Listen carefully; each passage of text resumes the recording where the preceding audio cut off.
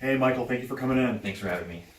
All right, so you and I talked on the phone a little bit earlier, and it sounds like your dad may need some help. He said he's got some medical issues going on. Can you tell me what's going on with that? Yeah, sure. So, my dad, he lives alone. He's in his early 70s. He was recently diagnosed with dementia. I was visiting with him over the weekend, and it's really noticeable that he's just having issues. He's forgetting things. His house is a mess. So I just don't know what options I have as a son to really help him. And that's why I called you. You mentioned a guardianship. It piqued my interest. So Great. Yeah, so our office does guardianships very often. I work in a group that does a lot of guardianship matters, so I'm happy to help you and answer your questions. Great.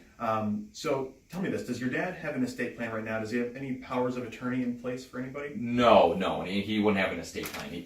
Very modest assets. And you said that he has dementia, so he's got a little bit of a mental capacity issue. Yeah. That's diagnosed. Yeah. So this sounds like a great candidate for what's called a guardianship. Okay. And a guardianship is a proceeding where a probate court, appoints someone to take care of your father for placement decisions, such as where he'd live, and medical care, like what kind of medical decisions that the guardian would make on behalf of your father.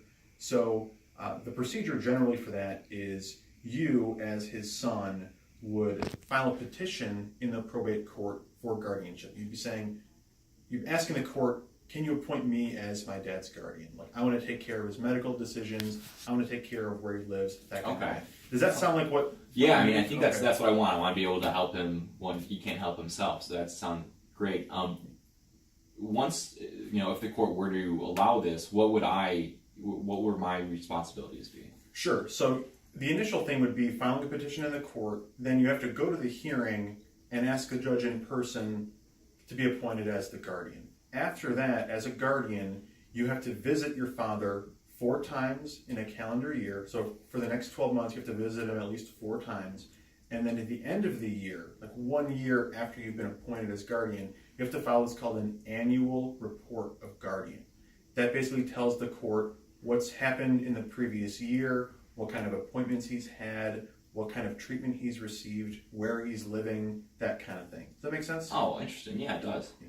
But in order to get appointed, you have to notify other people in your dad's family. Can you tell me who else is involved in your dad's family? Does he have any other kids? Yeah, 2 other kids besides myself. They're on the West Coast, so I can notify them. Everyone's on the same page. Great. So that should make things fairly straightforward.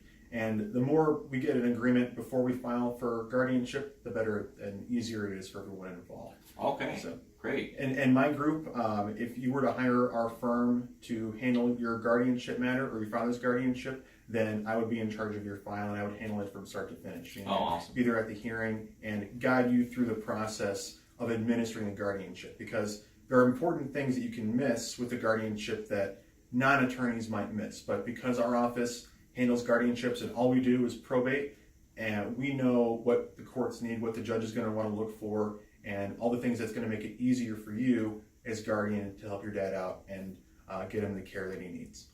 Okay, wow. Well, thanks. That's a lot to think upon. I really appreciate your time, and I'll definitely give you guys a call back. Thank you for Thanks coming so much. in. Of course.